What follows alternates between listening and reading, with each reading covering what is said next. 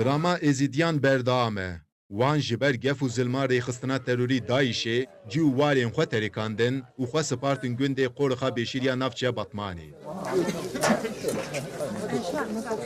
Xwendekar û mamosteyên kolej û dersxaneya Fînalê ji bo qasekê bêjî bo zarokên êzîdî ji derûniya şer dûr bikevin, bi navê Hezar Zarok, Hezar Dilên Germ bernameyek li darxistin ji bo zarokên êzîdî pêlîstik belavkirin.